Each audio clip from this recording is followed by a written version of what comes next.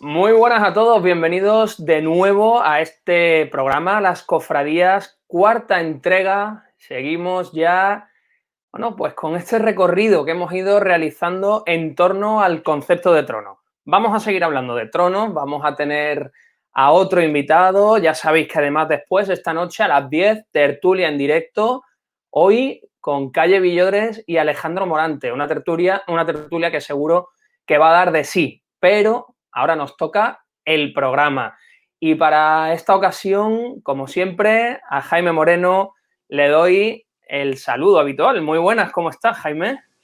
Muy buenas, Fran. Pues buenas tardes y bien, preparados para hacer este, digamos, último lapso del trono procesional con una maravillosa creación cofrade que es el palio. Vamos a hablar sobre él y a dónde llegamos. Bueno, hay que decir que hemos hablado del trono, que vamos a seguir hablando del trono, pero vamos a intentar ir empezando a meter más temas, ¿no? Hoy sí vamos a seguir con el trono y vamos a hablar del palio, como tú has dicho. Ujú. Sí, yo creo que el trono ya le hemos dedicado con este tres espacios. Hemos cumplido una fase muy importante de lo que es la creación artística y escultórica en muchos casos de esta pieza tan decisiva dentro de la procesión y creo que ya toca empezar a hablar de otras cosas que también tienen su interés. Pero eso será ya la semana que viene. Ahora nos vamos a seguir centrando en esto. Hemos recorrido en los dos últimos programas las icónicas creaciones de Luis de Vicente en los años 20. Hemos dado un amplio repaso a las creaciones de nuestras andas procesionales entre los 40 y hasta los 80. Y hoy ponemos un punto y aparte en este asunto del trono procesional, prometiendo, que ya lo hemos dicho, retomarlo más adelante con la más singular de las creaciones dentro del mundo cofrade, del mundo de la Semana Santa, que son el palio y su conjunto procesional. El trono de nuestras dolorosas ha tenido desde el siglo XIX una continua evolución que ha traído hasta nuestros días una construcción más o menos codificada, pero que no deja de presentar notables particularidades, fruto de ese carácter heterogéneo, Jaime, que ha tenido su evolución en nuestra ciudad. Así es, y es que de la mítica aparición de la Virgen del Rosario bajo palio, en esa pintura famosa del segundo tercio del 17, titulada La revelación a San Pío V de la victoria de la Santa Liga en Lepanto, y bueno, atribuida a dos diferentes manos, una en el contexto urbano y otra en el contexto más figurativo, tanto a Juan Niño de Guevara como a Juan de la Corte, y hasta la realización del palio de patrocinio no hace mucho tiempo, pues muchas obras han ido pasando por la historia y mostrando unas propuestas que el tiempo ha ido licuando a partir de necesidades funcionales, moda, gustos estéticos, hasta llegar a esas líneas comunes que procesionan en la ciudad desde los años 20 aproximadamente, Fran. Pues antes de adentrarnos en un análisis más o menos detallado de algunos de los ejemplos más destacados de la ciudad, ya sean por antigüedad, originalidad, valor histórico, vamos a dar unas pinceladas teóricas sobre el concepto de palio. Y para ello, hoy saludamos a nuestro invitado, a Enrique Bravo, un cofrade que a su acreditación arquitectónica suma sus competencias pedagógicas y un profundo conocimiento sobre nuestra Semana Santa desde muchos puntos de vista y nos va a guiar, nos va a acompañar en este interesante, peculiar y evolutivo recorrido procesional de alguna de nuestras dolorosas. Enrique Bravo, muchas gracias, muy buenas. Muy buenas, muchas gracias a vosotros y enhorabuena por esta nueva andadura en este nuevo formato. Igualmente también que hayáis contado conmigo y sabéis que yo siempre que acudo a la llamada, ¿no? Cada vez que me requerís no, para dirimir, yo creo, estas cuestiones de calado o de profundidad, pero que yo creo que se pueden hacer podemos hacer la digestión bastante fácil en este ratito. Pues si te parece, Jaime, vamos a entrar en materia sin más dilación. Pues sí, y aprovechando que tenemos con nosotros a un arquitecto, vamos a empezar a plantear el trono desde su concepto, ¿no? Enrique, el palio lo podemos valorar desde diversos puntos de vista. Podríamos hablar que tres son sus principales elementos, ¿no? El cajillo, que sería la base, el palio en conjunto, que incluiría esa alzada y ese perfil, esa visión frontal y longitudinal de esa arquitectura, ¿no? Y bueno, cada una de estas fases o de estas secciones nos va a mostrar pues tanto la talla, la escultura, el perfil, como, bueno, en otros casos, pues los elementos, digamos, decorativos, como puede ser la jarra, el decorativo y funcional de la jarra, la candelería y demás, y bueno, hasta el manto, ¿no? Entonces, vamos a empezar, si te parece, por lo arquitectónico y su estructura de composición. ¿El palio responde a una suma de partes o es una unidad? Bueno, yo creo que te agradezco, además creo que es la gran pregunta, ¿no? El gran espacio de debate que siempre que referimos cuestiones del trono procesional, estamos con ella, ¿no? Yo en este caso referiré a lo largo quizás de este rato de la jornada, ¿no? Pero al profesor Juan Antonio Sánchez López, como siempre, como referencia clave en estas cuestiones, ¿no? De qué es el trono procesional malagueño. Yo creo que él lo ha disertado en más de una ocasión y lo ha contado especialmente bien. Pero yéndonos, yo creo que un paso atrás, ¿no? Decir, ¿qué punto hay de parte, ¿no? Que es la suma de parte o es el todo, ¿no? Yo ahí tengo una cierta reflexión sobre el asunto, ¿no? Y quizás, por un lado, conocemos lo que es el palio como elemento de cobijo y además cuál es su simbolismo primitivo, ¿no? Y cuál es ese traspaso, ¿no? Desde la representación, en este caso, de la cubrición del Santísimo y posteriormente también al sacerdote y al paso, ¿no? A ver a la Virgen cobijada bajo palio, ¿no? Al final como ese espacio, es decir, como una simbología también del tabernáculo de Cristo. En ese momento del símbolo eso va a estar presente siempre, ya lo sabemos en cuestión, pero su construcción, yo creo que el arquetipo, la construcción de la forma, sí quizás requiere otro segundo análisis. Y esto sí, quizás yéndome hacia atrás, hacia los dos programas anteriores, ¿no? De los compañeros tanto de David Rodríguez en ese primer programa o en el segundo programa que estaba con vosotros disertando sobre Luis de Vicente, ¿no? Y en la pasada edición con Eduardo Nieto, que yo además suscribo casi la totalidad de lo que dijeron, ¿no? Y esa narrativa de la construcción del arquetipo malagueño, hago este inciso, ¿no? Esa introducción sobre todo. ¿Por qué digo lo del arquetipo malagueño? Quizás la construcción del arquetipo nos trae una serie de elementos que vienen mucho más conectados a eso que decían los compañeros y que yo refrendo, donde realmente el concepto de ese trono que podemos llamar malagueño, de lo que después además Fran decía, ¿no? De lo que conocemos también nosotros por trono, aunque originariamente era un paso, esa construcción deriva de una serie de elementos morfológicos, y en este caso es lo que tú preguntabas, Jaime, ¿no? Elementos compositivos que tienen una raigambre muy nuestra. Esa raigambre entronca, yo creo, en una lectura del barroco oriental. Y entonces ya acabo de meter el vector diferenciador.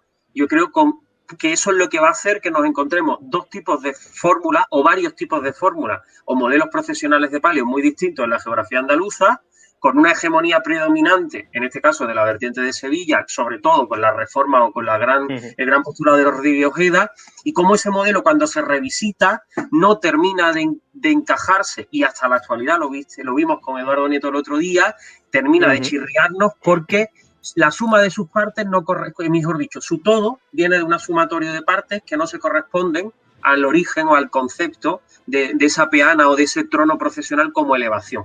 Entonces, sí. Un par de cosas, Enrique. Primero, me fascina que hayas metido el tema oriental porque me parece muy importante, pero eso lo trataremos en otra ocasión. Pero de esas muchas partes o muchas ideas que conforman una sola pieza, vamos a hablar también de lo funcional y lo representativo. En lo funcional se trata de una máquina destinada a moverse, a itinerar por la urbe y a ser visibilizada en altura, sea de día o de noche. Y en cuanto a lo representativo, bueno, pues ahí ya evidentemente encontramos todos los valores simbólicos, de los cuales tú has nombrado algunos, y bueno, y lo artístico y decorativo y estilístico, ¿no? Es decir, toda esa amalgama artesana o artística que conforma también parte consustancial y le da personalidad y sustrato a esos tronos, ¿no? ¿Qué te parece estas dos características dentro del trono de la Virgen o del paso de palio?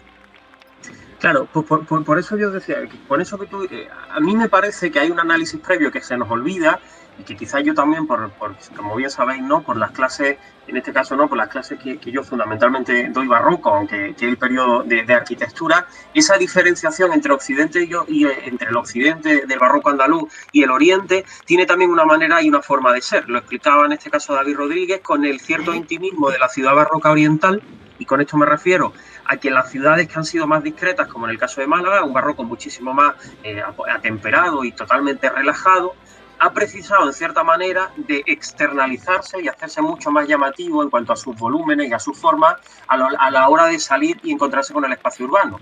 En contraposición, en el occidente, los elementos del palio no dejan de ser elementos de adicción sobre la parihuela, sobre el soporte procesional, donde la imagen tiene que descender desde el retablo.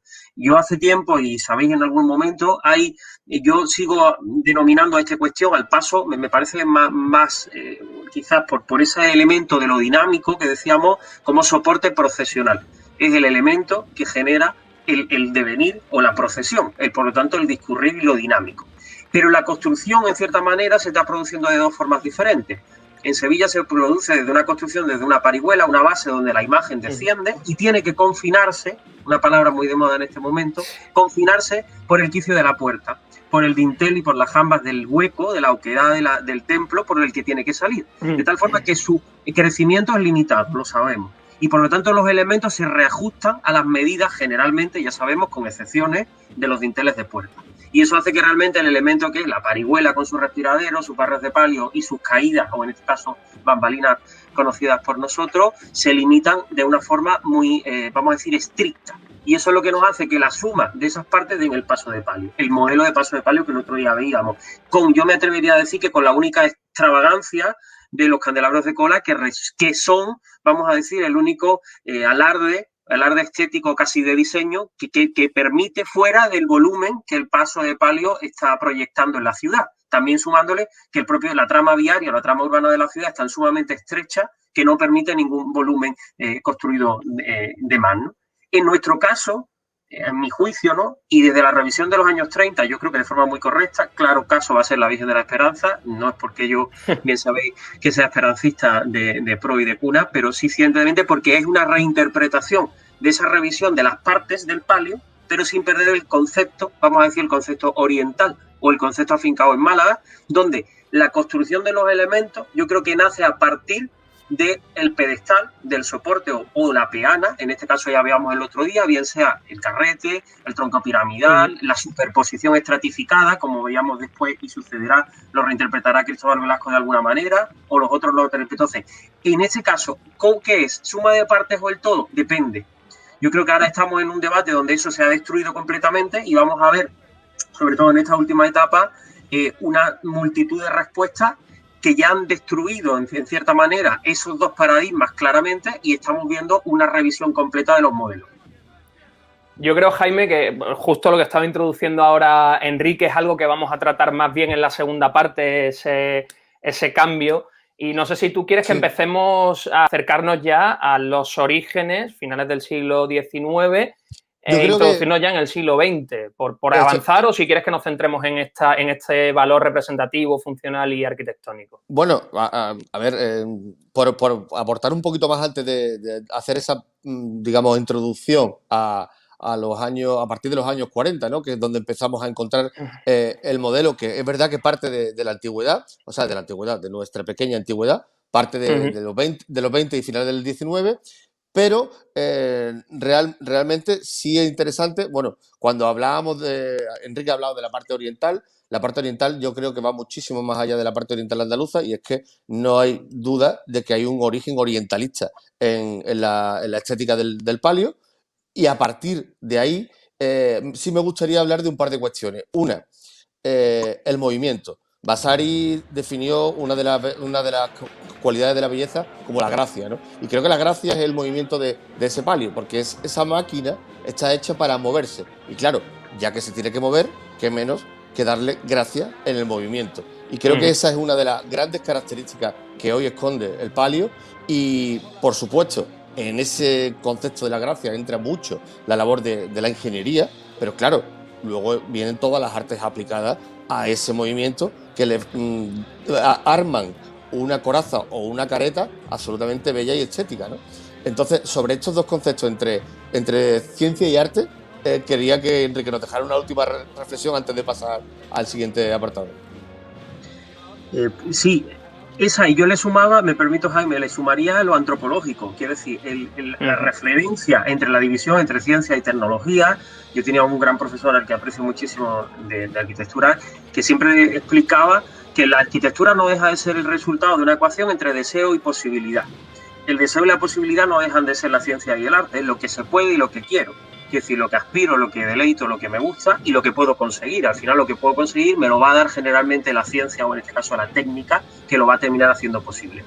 Y en esa yo metería otro vector que era lo antropológico, es cómo vivimos esa ciudad y cómo vivimos esa sensación. Yo creo que se nos ha olvidado, por ejercicio comparativo, el otro día Donito creo que lo explicaba bien, ¿no? Tuvimos una época de revisionismo. Los revisionismos siempre son malos y el revisionismo nuestro de los 70 y sobre todo de los 80 nos trajo buenas cosas, unas ciertas influencias, pero nos trajo también una autodestrucción de nuestros modelos patrimoniales. Yo siempre lo hablo en clave patrimonial. Nosotros habíamos construido unos arquetipos patrimoniales, quizás con Luis de Vicente como caso claro, pero en torno a ese fenómeno de los años 30, y nuestra falta de valorar en perspectiva, y tú lo decías también, Jaime, valorar exactamente cuál era el momento y el contexto sociopolítico, histórico y de las capacidades técnicas, de la cantidad de artesanos que teníamos y de la calidad de los mismos, y eso nos ha hecho menospreciar nuestro bagaje por exclusivamente su valor estético y no por su concepto, en este caso, o sus valores que van más allá de lo tangible. Entonces, los valores intangibles, que en este caso son los puramente patrimoniales, son los que nos explican o nos explican como sociedad, en este caso como sociedad cofrade, que en este hubiera sido el contexto de Málaga, ¿no? ¿Cómo explicamos a un foráneo en la Semana Santa? Decía ahí el otro día, necesitamos que vengan los de fuera para explicarnos lo que somos, ¿no? Muchísimas veces esa falta de perspectiva la necesitamos desde fuera. Entonces, por un lado está la técnica, que hemos visto cómo ha evolucionado de manera, yo habré, en este caso la técnica como parte, vamos a decir, puramente ingenieril o científica, pero también por esa, vamos a decir, habilidad o desarrollo de las capacidades y de las artesanías que están en torno, ¿no?, a todas las artes suntuorias. Eso sería una vía, esa se va a estar contraponiendo con la revisión estética continua, que en muchos casos nos jugó a favor y en otros en contra. Voy a poner la metáfora siempre que utilizamos, ¿no?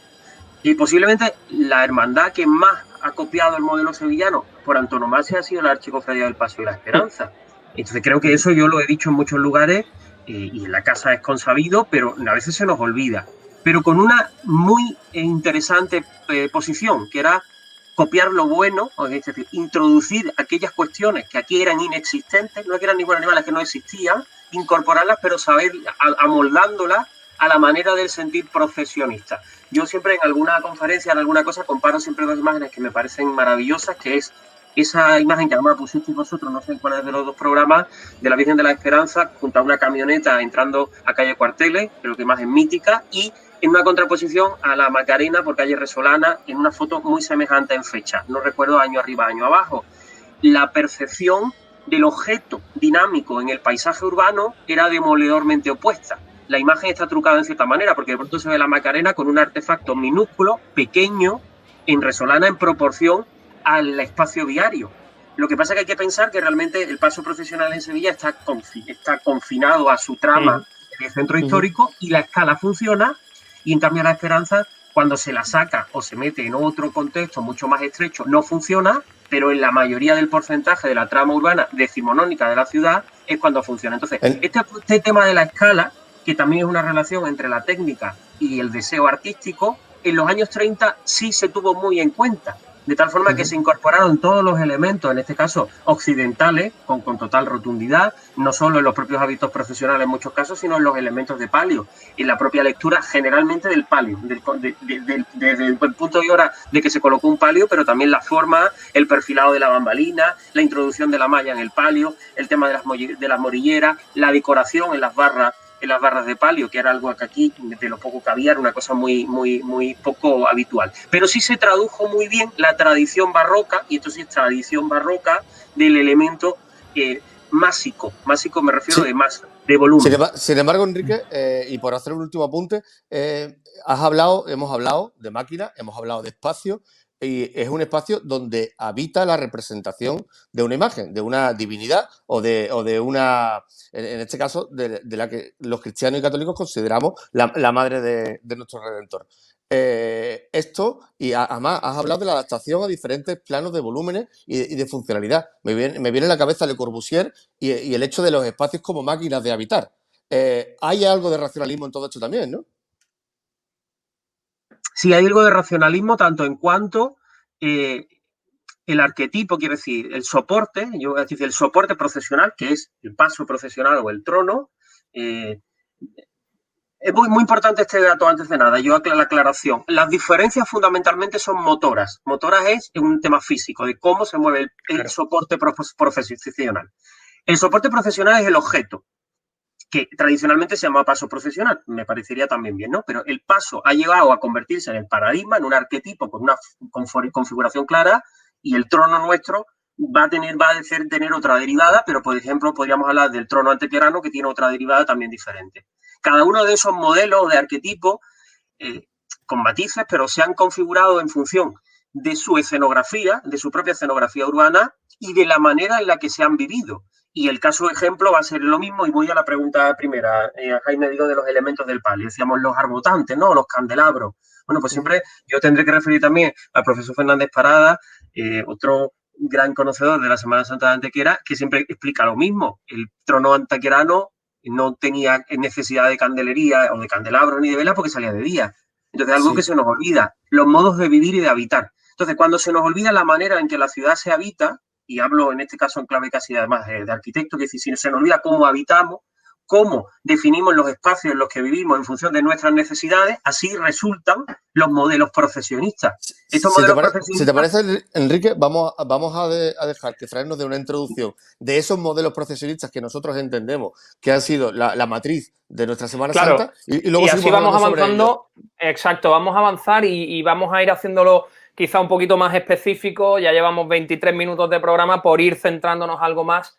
Bueno, a finales del siglo XIX hasta los años 20 se producen esas primeras creaciones, de las que algunas van a abrir una especie de descendencia genealógica en lo creativo. Hablamos de la Esperanza y esos 3 tronos, incluyendo el de Luis de Vicente de 1922, el de la Soledad de Mena realizado por Palma García, el de la Soledad del Sepulcro de Orrico, realizado en plata o metal plateado de estilo neogótico, y al que se le incorpora el actual palio de Maya en el 31, ese trono de la Soledad del Sepulcro. Por su particular y genial originalidad, también hay que llamar la atención del trono de la Virgen de Consolación y Lágrimas en 1929, realizado también por Luis de Vicente. Y de estos modelos podemos extraer por evolución la gran mayoría de los palios actuales. ¿Qué valoración, Enrique, te merece este periodo de configuración del trono de la Virgen en Málaga? ¿Cómo renacen esos conceptos en la década de los 40, después de la lamentable década de los 30 en la ciudad? Pues yo creo que de forma muy magistral. Sobre todo la sorpresa sería que en muy pocos años, prácticamente no llega casi a la década, se configura un arquetipo.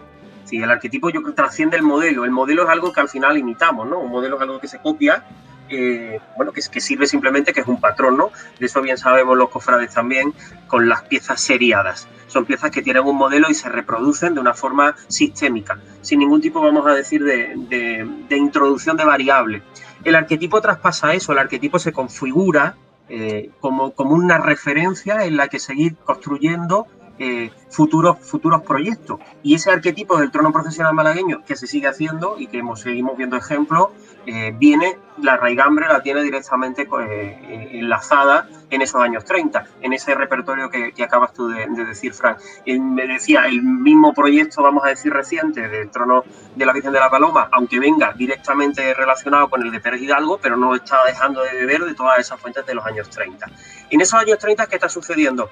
Realmente se construye ese arquetipo con elementos exógenos que son externos, son importados. Sí, eso decíamos, la propia colocación en muchos casos de los elementos de las ánforas y sus reformas, la decoración en las barras de palio, las distribuciones, la incorporación al palio de la malla, del propio bordado, quiero decir, el hecho de que las artes suntuorias se incorporan de forma profusa en elementos, vamos a decir, extraordinarios, porque si conocemos el bordado de la ciudad de Málaga, por ejemplo, en cuanto a piezas, a túnicas talares o incluso a algunos ropajes de imágenes, eso sí lo conocemos porque estaban muy localizados como podía ser también, y quizá esa herencia en Antequera se sigue, la podemos ver, ¿no? Muy localizado a la imagen, es decir, la vestimenta de la imagen es propiamente en sí la imagen, y se configuraba todo un ideario desde el entendimiento de la imagen con su peana y toda su pieza de vestir o su platería. Eso formaba un conjunto.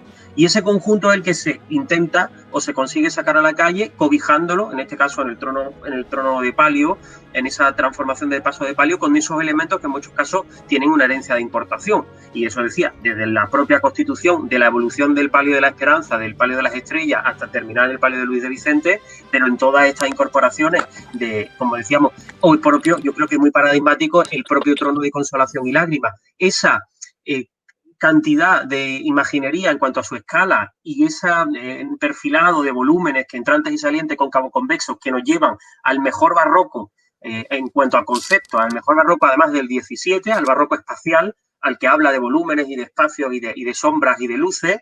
Eso es una aportación, vamos a decir, totalmente genuina. Y ya veíamos el otro día, no tiene nada de comparativa en ningún otro contexto que sucede a lo largo de la geografía andaluza, ni en el caso sevillano, pero ni en el caso antequerano tampoco. Enrique, vamos a hacer, si os parece, un pequeño alto aquí. Llevamos ya 26 minutos por hacer las dos partes más o menos del mismo tiempo, ¿vale?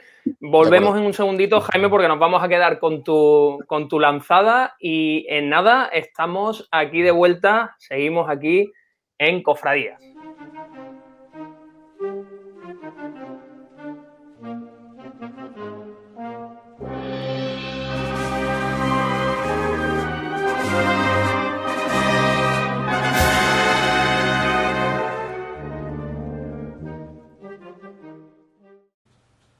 Muy buenas a todos. Hoy voy a romper mi lanza por una serie de personas a las que tengo en alta estima. Son personas que ilusionan con su trabajo y provocan admiración aún sin conocerlas. Son, en definitiva, los que se dedican a embellecer el mundo, nuestro entorno y la vida, con un talento que, fruto de la creatividad innata de un ingenio sobresaliente, de la habilidad y la destreza en el desempeño, y del sacrificio y el esfuerzo diario de horas y horas de entrega, estudio y labor, nos regalan el arte, la única creación humana que aún no nos ha servido para destruirnos. Dentro de las cofradías también viven esos silenciosos creadores que solo sabemos de ellos cuando alguien los reclama. Y tiempo después volvemos a verlo cuando estos sigilosos cumplidores han rematado las formas del deseo encomendado. No corren buenos tiempos para el talento y bien merecen saber estos creadores que seguimos pendientes de ellos. Pero antes de romper mi lanza fuertemente por ellos, como os dije al principio, voy a lancearla por los artificiosos y pintorescos suburbios de la artisticidad. Allí residen quienes, sin tener en su haber más que el continuo ejercicio de la fatua ostentación de su ego, nos dan día sí y día también una espantosa tabarra y exhiben, sin ningún tipo de pudor, los desconchones que le hacen a la belleza. Sí, no lo duden, me estoy refiriendo a esos malgastadores y emborronadores de lienzos, a los constructores de lo kitsch, con ratón y Photoshop como armas, a los diseñadores que no sustantivan el verbo crear, a los que disparan a bocajarro el pan de oro, a los tallistas y escultores que nunca dieron la talla, a los enciclopedistas de datos que no saben cómo usarlos, porque en el fondo solo saben que no saben nada. Y como no, también a nuestros entrañables valencianas de sacristía, así los bautizó Carlos Colón, y a tantos y tantos otros que, a pesar del doloroso silencio que impera, solo saben crear ruido. Ahora ya sí, ahora ya puedo romper mi lanza por aquellos que silenciosamente trabajan con la belleza y fugazmente filtran por las rendijas del estudio algún detalle para que sepamos que siguen estando muy vivos, pero para que comprendamos que en el Parnaso se trabaja en silencio. Vaya para ellos mi agradecimiento y un buen puñado de abrazos de los que guardo en mis alforjas desde marzo. Bueno, ya seguimos aquí de vuelta en Cofradías. Nos hemos quedado, Jaime, con ganas de seguir escuchando a Enrique. Estábamos hablando de esa configuración del trono de la Virgen y le ibas a preguntar tú algo. Sí, porque hemos hablado en la introducción sobre el concepto del trono en la ciudad, de ese hábitat que debe de ocupar. Y bueno, y es que nos plantamos en un periodo que, a pesar de las reminiscencias que pudieron tener algunos tronos, cito ahora el del amor, en el año, la Virgen del Amor en los años 40, Soledad de Mena en el 41-43, la Esperanza, que bien lo ha citado Enrique, el definitivo, el actual. Eso tiene una evolución que llega hasta los 50-60, donde nos encontramos con, bueno, donde una hegemonía absoluta por parte de los tronos, en este caso de Virgen, de Pedro Pérez Hidalgo, ¿no? Como sabemos, él diseñaba, él lo ejecutaba y luego, bueno, luego tenía los complementos necesarios, como podían ser esas caídas o bambalinas, normalmente hechas por bordadoras conventuales, ¿no?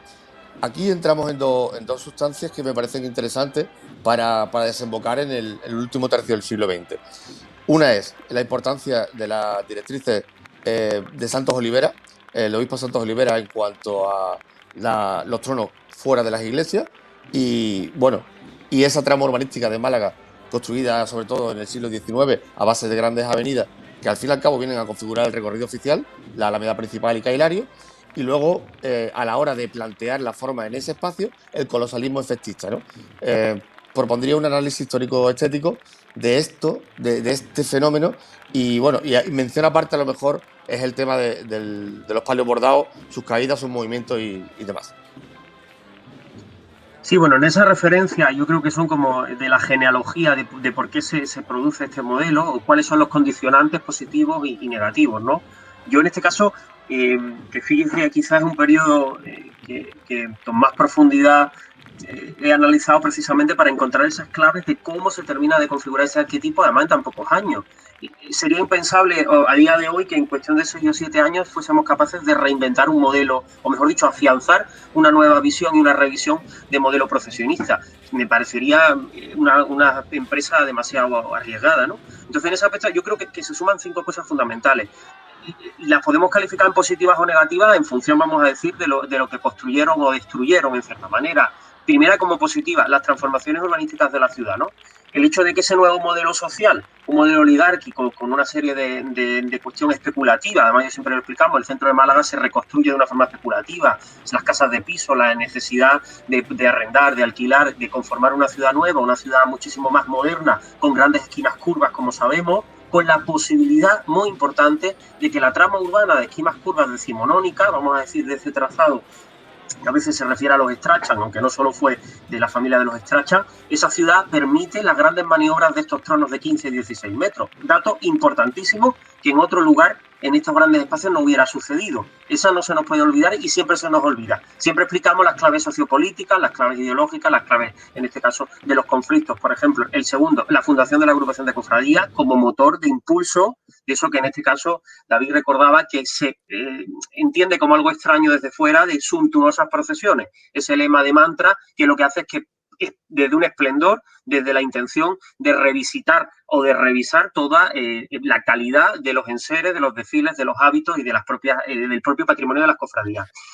Por contrapartida, los sucesos de mayo del 31, y eso ya el otro día nos metimos, eso automáticamente cambia el paradigma, nos da un salto en cuanto a la manera de irse a los cuarteles de invierno, regresar otra vez a el valor del patrimonio humano, del patrimonio de las personas, que es lo único que tenemos, y decir, oye, no hemos tenido nada, vamos a repensar el modelo. Posiblemente eso hubiera dado a una revisión a la baja en cuanto al volumen y a la capacidad, vamos a decir, a esa hipérbole en la que seguimos creciendo, pero de manera, vamos a decir, curiosa y peculiar, que yo creo que aquí nuestro querido Pepe Jiménez Guerrero siempre lo contará de forma magistral, suceden 2 vectores nuevos, 2 de manera además aparentemente contradictoria, pero que suman esfuerzos. Por un lado, la posguerra, esa ideologización del régimen, en este caso, cómo la dictadura vehiculiza a través de las hermandades una serie de valores y lo asocia, sobre todo, como ya sabemos, a cuerpos militares,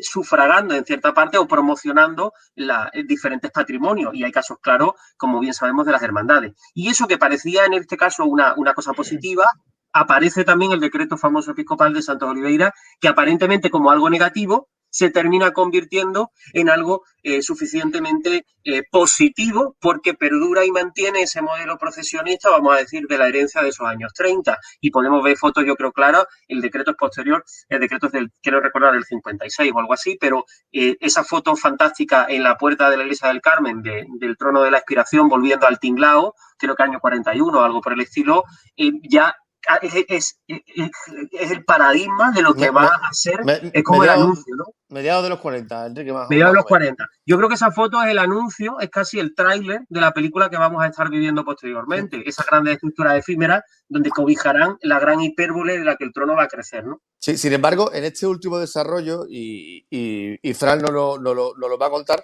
esta historia tan hiperbólica, como hemos dicho, convive con una nueva forma que están haciendo, ¿no, Fran? Bueno, efectivamente, ya estaríamos en los años 60, ese comienzo de esa década donde irrumpe, bueno, ni más ni menos que la figura de Juan Casielles, de quien ya hemos hablado en programas anteriores. Su intervención en el mundo cofrade va a establecer un antes y un después para la Semana Santa, cultos, cortejos, insignias, enseres, hábitos de nazareno, incluir talleres de artesanos, artistas, imagineros. Pero si nos centramos en el asunto que nos trae, Casielles revoluciona el concepto del palio, desde el canon sevillano hispalense, basado en ese equilibrio y la proporción, pero sin poder aportar en la mayoría de los casos otras características como la centralidad o la cercanía de la imagen. Jaime, hay una serie de tronos que creo que deberíamos tener como inicio en este debate. La figura de Juan Casielles produce unas dualidades que son, bueno, pues merecen una reflexión, y es que nos vamos desde el trono del Gran Perdón hasta los Dolores de San Juan, y desde la Virgen de la O hasta la Virgen de la Paz, ¿no? Y yo le preguntaría a Enrique si era el modelo realmente casillesco, el intermedio, es decir, el que se plasmó en los tronos del Rocío, del Rosario y de la Trinidad, dejando a un lado las penas de las que luego hablaremos, por supuesto.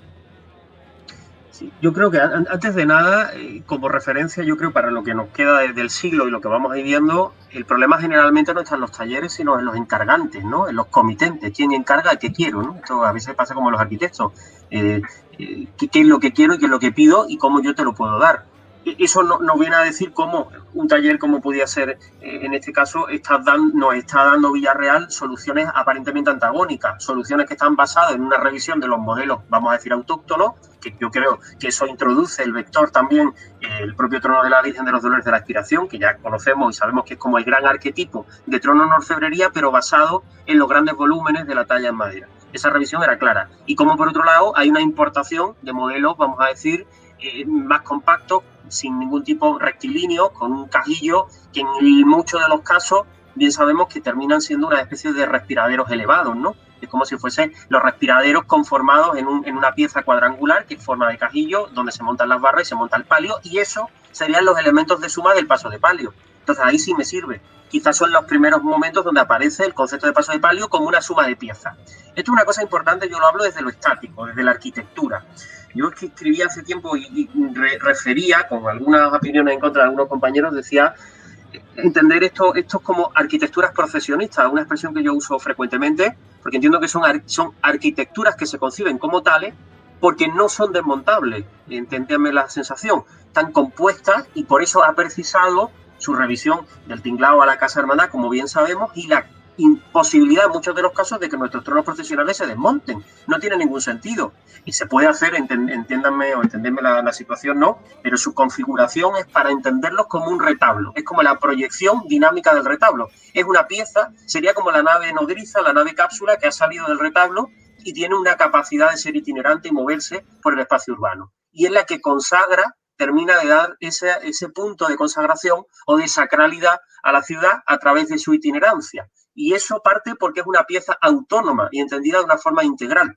El paso de palio, por contra, es un sumatorio de piezas y podemos ir a cualquier casa de hermandad en Sevilla, que bien sabemos, donde el paso se enseña o se muestra, se ponen diferentes vitrinas donde están las caídas, las barras, los respiraderos, y es una suma de piezas que hasta que no se conforman y hacen un clac, se termina entendiendo el volumen completo. En nuestro caso eso no es posible. Y yo creo que Villarreal aparecen los dos ejercicios. Yo creo que Eduardo Nieto nos contaba muy bien cómo veíamos esos dos arquetipos, desde el trono del Gran Perdón, con esa revisión yo creo que en volumen es tan magistral. El de Gracia y Esperanza, que yo creo que de forma más reducida está en esa misma línea. Otros tronos, a mi juicio, más anodinos en cuanto a modelos, que pueden ser el propio de la Trinidad o el del Rosario, Fran, permíteme que te lo diga, no en cuanto... Ya hablamos de él porque son claro, anodinos en cuanto a la diferencia que hay con la herencia que traemos previamente. Lo que cambian son, en el caso del Rosario, por ejemplo, esos volúmenes tan brutales de Pérez Hidalgo por un diseño absolutamente estático, un diseño rectilíneo donde no hay prácticamente ninguna concesión a algo que sea relativamente cercano a lo que había antes. Exacto, o sea, y el trono de la Virgen del Rosario, ya que lo has nombrado tú, porque se le añaden las esquinas y los candelabros delanteros. Si no, no dejaría de ser una caja cuadrada sin más volumen. Claro, eso a mí me lleva a entenderlo, y que todos hemos podido estar en diferentes ciudades andaluzas viendo procesiones. Entonces, ver cómo el objeto, el discurrir del objeto sobre el soporte escenográfico, sobre la ciudad, que es el gran soporte, en ese binomio se produce las relaciones mágicas, eso que trasciende, vamos a decir, lo físico, porque entran en una cuestión sensorial, emocional, y ahí vemos cómo el objeto funciona diferentemente, en este caso, en función de su contexto urbano. Y estamos viendo cómo esos modelos importados no terminan de funcionar. Solo funcionan cuando las hermandades adaptan su modelo procesional o su recorrido al paso o al objeto que tienen. Y el caso bacano va a ser las penas. Exacto, y aquí lo acabas de poner en bandeja, Enrique, porque, claro, esa adaptación del modelo no tiene mejor parangón que el paso de palio de la Virgen de las Penas, llamémosle trono, pero bueno, su concepción, hay que recordar también que es que la Virgen del Gran Perdón, la Virgen de Gracia y Esperanza, eran tronos diseñados por casillas que no tenían arbotantes delanteros, porque muchas veces nos ceñimos solamente a eso, cuando realmente el canon se basa en la proporción y el equilibrio más que en los arbotantes delanteros. Pero bueno, puestos y metidos ya en faena con el tema de las penas y de, digamos, el ejemplar casillesco, por definición, no solo de trono, sino de modelo de hermandad, podemos confrontarlo con lo que se realizaría unos 30 o 40 años después con el trono de la salud. Es decir, dos cánones, el mismo canon, el canon de equilibrio y proporción sevillano, donde el trono intenta no expandirse en volúmenes, donde el candelabro de cola queda recogido, y sin embargo nos muestra las dos caras de ese canon, es decir, la rectitud y verticalidad en un caso y el movimiento y la centralidad devocional de la imagen en el otro. ¿Qué te parece a ti esta dicotomía? Pues la dicotomía me parece que fundamentalmente parte también de otra cuestión que se nos escapa a veces. Yo he discutido con grandes amigos en Sevilla y discuto muchas veces que eso que a veces hablamos del modelo, en Sevilla coexisten varios modelos, clarísimamente. Y hay dos paradigmas claros, que es lo pre-Rodríguez Ojeda y lo post-Rodríguez Ojeda. Eso que se habla muchas veces de las hermandades románticas, sobre todo porque tiene una estirpe, yo creo, decimonónica, de un cierto sabor, donde el canon estético es totalmente distinto, muchísimo más parecido al canon antequerano en cuanto a la esbeltez, a la relación entre el ancho y la altura del palio, la disposición de la imagen, la relación lumínica, muy diferente a lo que después va a proponer en la Revolución de Ojeda, que son palios modelo, quizás el arquetipo del palio de la Macarena, muchísimo más ancho, más bajo, que esto va a estar más en consonancia con lo que la salud va a proponer después. Yo diría, en cierta manera, que el modelo en cuanto al arquetipo conceptual de la salud va a derivar directamente de esa línea de Rodríguez Ojeda, de un palio relativamente ancho, muy bajo, donde prácticamente las coronas están tocando el techo de palio, y por contra, como bien sabemos, las penas deriva de un modelo más próximo a los palios del 19 o a esos espacios decimonónicos. En este caso tendrá una referencia clara en la amargura. Habrá otras vírgenes por eso donde el canon es muy diferente. Si el paso de la amargura y el paso de las Macarena no tienen nada que ver, aunque con ojos foráneos no lo parezca. Y eso también a veces es una revisión desde los de fuera, eso mismo que vienen a veces a revisarnos a nosotros, cuando nosotros vemos desde fuera, decimos, oye, hemos importado el modelo sevillano. Y dices tú, sí, pero ¿qué modelo sevillano? ¿Qué modelo? De todos los que coexisten. ¿Qué modelo sevillano? El problema está cuando malinterpretamos y generamos un eclecticismo, y está Andalucía llena de mixturas, de estas mezclas eclécticas y totalmente antagónicas, donde en un mismo paso de palio se están viendo elementos de tradición romántica con elementos que coexisten de tradición, vamos a decir, me podría permitir el lujo Macarena, en el sentido de constituir un arquetipo nuevo y radical y rompedor. Entonces, esa relación es extraña. Las penas es un caso peculiar porque viene, yo creo, de una cierta herencia antigua, vamos a decir así, su modelo, su revisión, incluso su puesta en la calle, su procesionar, pero el trono sí está, o el paso en este caso, está configurado yo creo que por elementos más contemporáneos, avalando en clave sevillana posteriormente a los años 20 ya. Enrique y Jaime, una cuestión ahora según estamos hablando. Al principio, Jaime, cuando conceptualizaba el paso o el trono de Virgen, hablaba de todos esos elementos lumínicos y decorativos. Enrique estaba hablando ahora mismo de dos prototipos de paso, el paso post Rodríguez Ojeda y el paso romántico, pero si incluimos toda esta parte de flores, jarras, arbotantes, candelería, tipo de cera, etcétera, podríamos estar hablando, y quizá me voy más a la parte del trono de la salud, del que me gustaría hablar, aunque sea brevemente, estaríamos hablando de un tercer conjunto como paso de palio de ascendencia trianera, existiría como tal y el paso y traspaso a Málaga sería ese trono de la Virgen de la Salud. Yo voy a ser muy breve y simplemente el trono necesita de, el trono y el carácter de la hermandad necesita de esa exuberancia, y esa exuberancia como se muestra en esa flor rizada, en ese airoso adorno o exorno floral, claro, con flores exóticas, todo se mueve, todo vibra, esa morillera que suena, es decir, el sonido también es parte importantísima de todo, la musicalidad que transmite un palio, ¿no? Y creo que en ese sentido, la salud, con unos mimbres muy, muy justitos, ha conseguido configurar una idea de trono o paso de palio muy llamativo y muy efectista.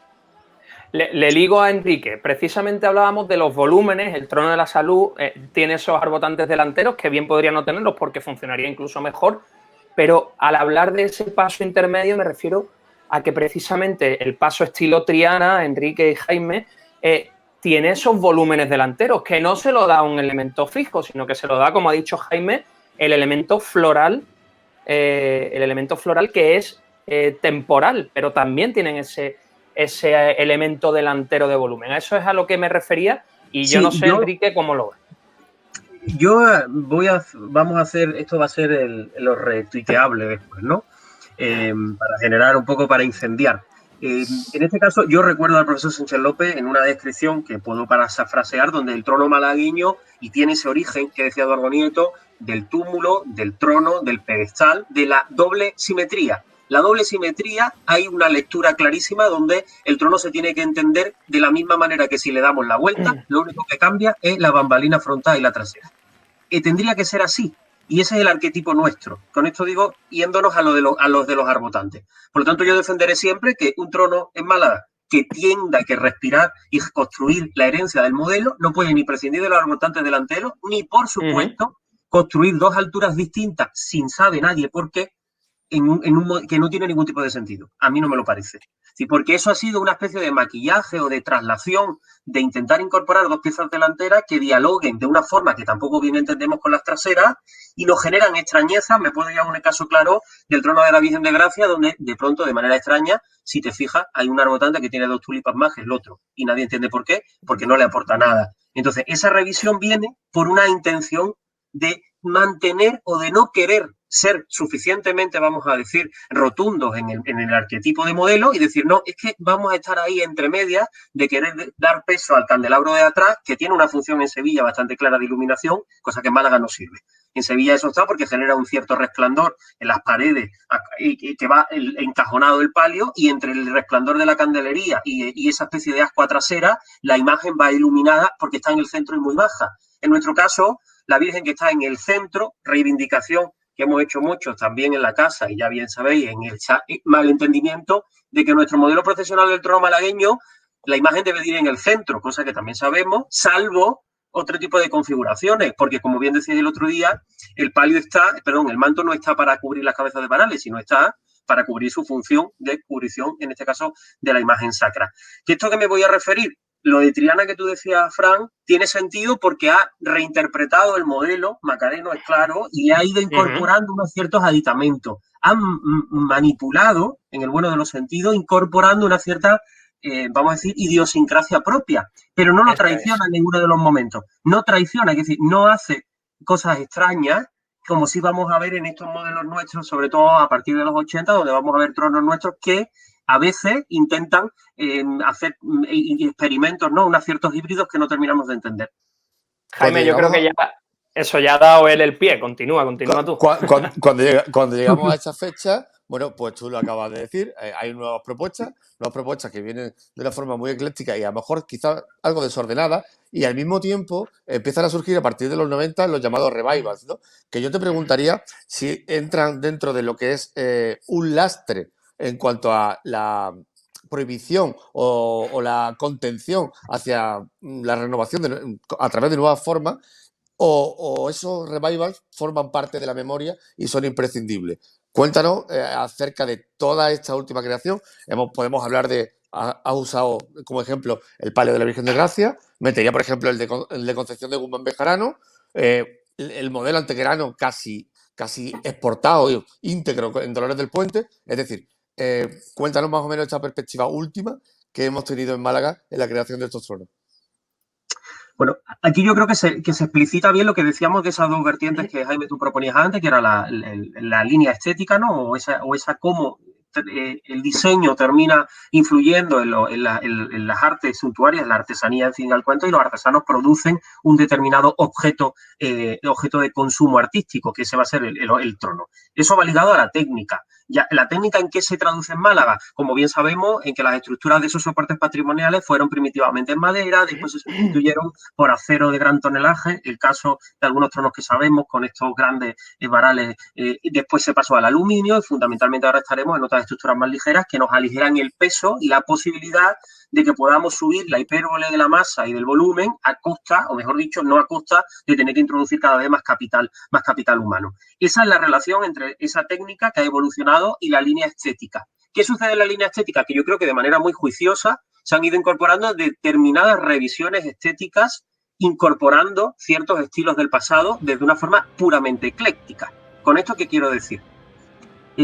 A mí me fastidia profundamente el concepto neobarroco, me fastidia, lo tengo más que trabajado, pero me fastidia cuando, por ejemplo, confundimos piezas decimonónicas con piezas barrocas.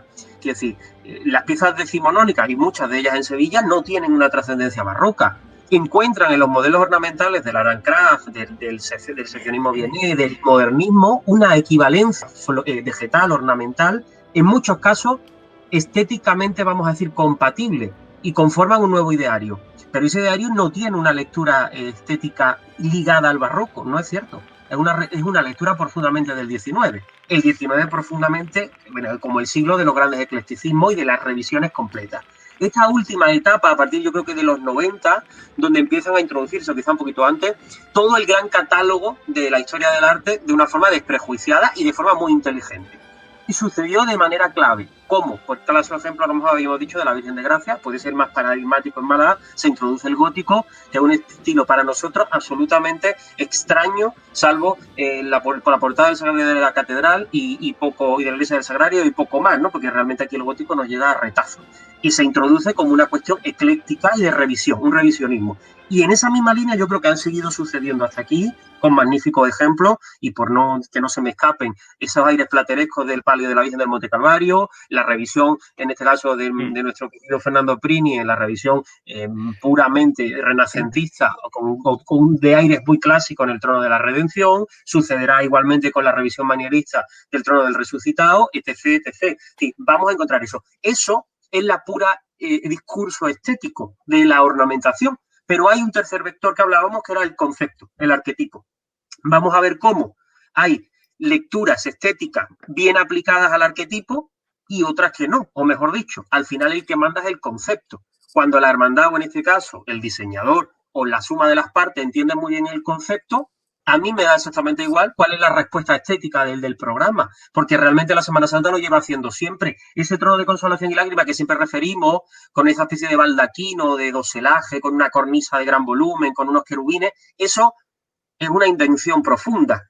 tiene a lo mejor sí puede tener una lectura barroca de los túmulos, pero o también de los doselajes de coronación, de algunos artefactos efímeros, mucho, sobre todo una lectura yo creo que muy borbónica, ¿no? Hay que ver por ejemplo, los grabados que hay de cuando Felipe V entra a Sevilla y se viene todo ese tema de grandes aparatos textiles que pueden estar muy en esa línea, no dejan de ser revisiones historicistas, yo creo que válidas, ¿no? Pero hay que ver que no pierdan, ¿no? Por acabar. Por ir acabando, Jaime, eso. Sí, por eso. Te lanzo la última. Nos van a quedar muchas, pero otro día seguimos hablando porque es un placer siempre. Has hablado del concepto. El concepto se establece a partir de los 90, donde este concepto ecléctico, donde hay una importancia decisiva de las artes suntuarias en el cajillo de los tronos. Esos llamados programas iconográficos se hacen no solo necesarios, sino imprescindibles, y a partir de ahí surge un trono conceptual. Desde ahí hasta lo que está por venir o lo que se está haciendo en estos momentos, ¿qué opinión te merece y qué futuro nos espera en torno al trono procesional de la Virgen? Pues mira, yo quiero hacer como dos reflexiones finales, ¿no? Respecto al futuro del trono de la Virgen. Yo creo que bueno, en el sentido bueno, porque estamos viendo de pronto un panorama andaluz muy interesante. Hablo andaluz, yo creo que ya no podemos hablar en clave local, porque sí hemos sido capaces, posiblemente en esta última década o de estos últimos 15 años, de entender muy bien los valores, vamos a decir, patrimoniales de estas arquitecturas efímeras en cada una de las partes andaluzas, ¿no? Entonces ya sería impensable en Antequera sustituir un concepto antequerano por una cosa totalmente fuera de órbita, y sería muy difícil introducir ahora mismo esa maniobra de introducir un paso de palio tal cual en Málaga. Sería impensable a día de hoy, igual que introducir en Córdoba un trono con varales y con un palio de cornisa, pues no sería excesivamente, no sería muy extraño. ¿Qué es más importante? Que los diseñadores han entendido los conceptos de los lugares y están trabajando, incorporando desde el catálogo del eclecticismo, desde el libro del Petete de la historia, desde el Gombrich de la historia, todas las referencias estéticas, pero sin perder la esencia de los lugares. Esto de lo local. Pensar en local, pero actuando de una forma global. ¿Por qué? Porque podemos ver figuras desde Hurtado haciendo cosas en Granada interesantes, incluso Álvaro Abril yo creo que está interesante, el propio Sánchez de los Reyes haciéndonos cosas muy interesantes en Jerez, pero cosas interesantes en Antequera, que respiran la esencia y los arquetipos del lugar, pero con una absoluta libertad creativa. Sí, no podemos confundir, yo creo, eso que decía ahí en el programa anterior, la capacidad de los volúmenes, como es el caso de Pérez Hidalgo, con no poder incorporarle un preciosismo en la talla, cosa que la continuidad que hace Toledano claramente ahora, o en los diseños que está vehiculando Ruiz Montes, como podemos ver, o podremos ver seguramente en el Trono de la Sentencia, sucede. Sobre el arquetipo se puede revisitar en clave historicista, por supuesto. En una historia historicista, el Trono de la Sentencia, como bien sabes, tiene esos grandes elefantes berninianos, que a mí tanto me gusta, de la Sopra Minerva, en una referencia profundamente manierista. Entonces, decimos, ¿es un trono neobarroco? Bueno, mire usted, o no, porque en ese trono hay muchísimas lecturas de la historia del arte, quizás además, algunas de ellas además bastante complejas, que no menoscaban para nada la revisión del arquetipo y del concepto de ese trono de Pérez Hidalgo. Entonces, ¿hacia dónde van los tronos de la Virgen? Yo creo que a un futuro, creo que esperanzador, porque lo que estamos viendo son diseños integrales que están respirando, vamos a decir, una cierta autenticidad, porque están entroncándose con sus propios modelos. Yo no recuerdo ahora mismo el palio, no sé qué palio decir, o creo que es de la Virgen de Amor y Trabajo en Granada, algo que se presentó reciente, no sé exactamente cuándo, que la sensación es como si se viese un trono antequerano, pero realmente tiene un palio parece de estirpe sevillana, pero al mismo tiempo parece una pieza de carrete, que no es un carrete porque sería una peana barroca de Borromini. Y entonces ahí de pronto hay un crisol extraño que realmente lo que a mí me empieza a apostar porque hay una consagración de un modelo identitario sin importar las referencias al diseño, las referencias estéticas, a la historia del arte y, por supuesto, también sin entrar en localismos absurdos. Hay grandes triunfos de lo local, como sería el Trono de la Redención, que ya bien sabemos, de esa gran maniobra de grandes artesanos locales, por supuesto, pero estamos viendo cómo nuestros mismos artesanos trabajan en fuera o otros están trabajando aquí con una revisitación totalmente clara de las cosas. Yo creo que se avecinan buenos tiempos respecto a este tema. Yo en eso estoy totalmente de acuerdo. La semana pasada nos quedamos, Jaime, con muchas ganas de escuchar a Manolo Toledano. Tenemos pendiente esa visita al taller. Por supuesto. Pero es que has hablado de nombres que nos van a dar mucho a lo largo de esta temporada. Has hablado de Álvaro Abril, has hablado de Sánchez de los Reyes. Yo creo que son nombres que dentro del ecosistema global y local de la Semana Santa, van a tener que tener un espacio, ¿verdad, Jaime, aquí en las cofradías? Forzosamente, porque somos pasado, pero somos presente y futuro. Y ellos son el presente y, evidentemente, el futuro. Efectivamente. Pues Enrique, lo vamos a dejar aquí, porque aunque tengamos tiempo infinito, nos gusta intentar dejar los programas en torno a una hora. Tú sabes que como hemos estado tantas veces en retransmisiones y demás, podríamos estar hablando horas, horas y horas sin parar y sin aburrirnos, pero tenemos que ponerle a esto un tope. Eso implica que más que bienvenido cuando quieras volver a estar aquí con nosotros en las cofradías. Pues Muchas por gracias. supuesto, yo igualmente os lo agradezco, os felicito y me permito, os voy a dejar la píldora para retomarla a futuro. Una revisión también interesante en los palios, es decir, cómo vemos que a veces los diseños integrales, quizás el paso del tiempo no terminan a lo mejor de ajustarse bien, y cómo vemos otros palios que se han constituido por manos muy diferentes y que asumen una unidad estilística sorprendentemente mayor. Dejo aquí y lance cada uno que se imagine a qué elementos estoy apuntando, que yo creo que son bastante claros. Lo vamos a meter en nómina, Jaime. Las casuísticas de la unidad, lo llamaremos de esa manera. Pero vamos, encantado de meterlo en nómina, por supuesto. Es un placer siempre charlar con Enrique. Bueno, Enrique, muchísimas gracias. Estamos en contacto, seguimos hablando y aquí tienes tu casa en las cofradías. Pues muchísimas gracias. Adiós, Enrique. Jaime, un placer haber echado esta hora con Enrique. La verdad que da gusto hablar con él siempre. Sí, es un placer porque es un banco inconmensurable de conocimiento, pero no de datos sueltos o independientes, sino de datos que están perfectamente tramados y enlazados en una historia que es la que él nos cuenta y nos narra, según le preguntemos, que bueno, que da mucho placer escucharlo porque hace historia, hace arte, hace arquitectura, hace ingeniería, hace todo con su conversación. Jaime, nos vemos luego a las 10, porque además hoy tenemos... Sin falta. Hoy estamos los dos solos, Miguel nos ha dejado por trabajo. Vamos Sí. a estar con Alejandro Morante y con Calle Villodre y vamos a hablar de Trono, de las Pues partes sí. y de los todos. Pues sí, hoy ha sido, la entrevista ha sido más teórica y seguramente esta noche haremos las clases prácticas. Nos centraremos en algunos detalles concretos. Bueno, nos vamos a quedar ahora, Jaime, con Miguel Díaz, con tu estampa y emplazamos adentro de 3 horitas y 50 y tantos minutos a nuestros espectadores. Nos vemos ahora, Jaime. Venga, hasta luego, Fran.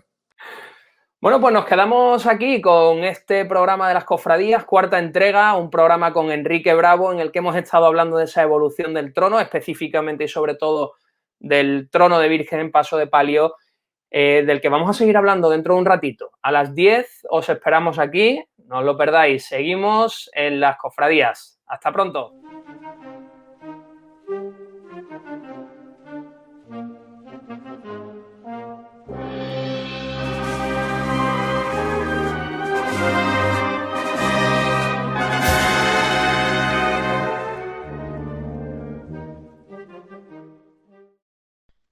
Hey, ¿qué pasa? Bienvenido a Columna de Humo. Sesión cuarta. Bueno, más calvo. Pero con las mismas ideas. Vamos a ver. Seguimos sin novedades. No hay nada. Pero yo le he estado dando a la cabeza un poco. Que, oye, lo de las mascarillas, que he visto por ahí, he leído, no tiene nada que ver con la Semana Santa. Pero que he leído que lo de las mascarillas va para largo, vamos. Ya la vacuna y todo esto, incluso ya con la normalidad y todo, pero que lo de las mascarillas va para largo. Y hombre, las mascarillas y los cofrades casan.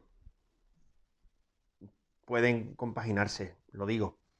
Por ejemplo, lo de... Hombre, para el personal que le gusta llevar sudadera de su cofradía como si fueran su equipo del arma y eso, oye, la oportunidad de negocio que se está abriendo con el tema de las mascarillas con escudo ya, vamos, ya puede hacer un completo. Yo invito a las cofradías que saquen también ya unos pantalones, así unos vaquerillos pero bordados, ¿vale? No hace falta que sea de bordadores de los buenos. Eso, el pakistaní este, que te lo borda todo ese, yo creo que ahí hay negocio. Y que ahora que pienso, hombre, las mascarillas pueden servir como sordina, ¿no? Así tú te la pones así, ¿no? Tú con la mascarilla, ¿no? Y, hombre, tú con esto ahí suena como más aplatanado, ¿no? Y hombre, para una ciudad como Málaga, que no se calla ni debajo del agua cuando pasa un trono, pues lo mismo ayuda a bajar un poquito el tema, ¿no? Que lo mismo sirve para que más de uno se calle cuando se tiene que callar. Aunque, hombre, eso en Málaga es complicado. Pero bueno, que lo mismo es lo que nos hacía falta. Un bozalito. Que nada más no sabemos callar para el sepulcro, para la expiración y para 4 más. Que bueno, que ya está. Que ahí va mi chapa de hoy. Que para lo que sea contactar conmigo, ¿vale, hijo? Bueno, hasta la semana que viene.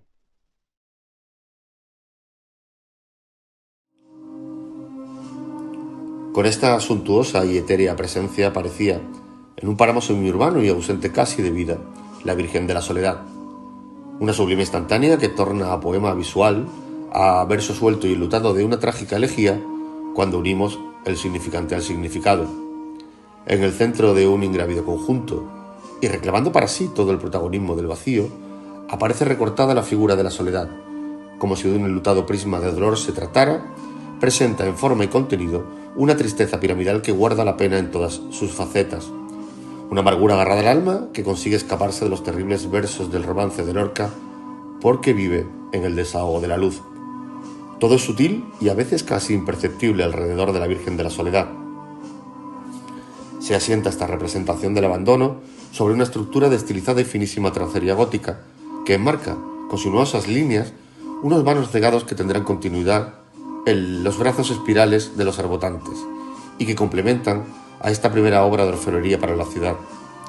Se eleva la soledad desde este destello del metal, exornado con un abierto arco de flores, hacia lo mudable, hacia lo ingrávido, representado por una estructura de baldaquino que, sustentada por 12 livianas barras, sostienen un enredado lucernario tramado por cordoncillo de plata y tejido por las manos de los pescadores del Nereo malagueño. Se remataba el palio con unos esbeltos pináculos que insistían en las formas góticas, y es que el gótico es esbeltez, es ligereza, pero sobre todo es luz, por lo que no puede resultar nada extraño que sus hermanos decidieran con buen criterio abrir el palio al cielo, por primera vez también en nuestra ciudad, para que la iluminación divina les permitiese salir de la espesa negrura de la soledad.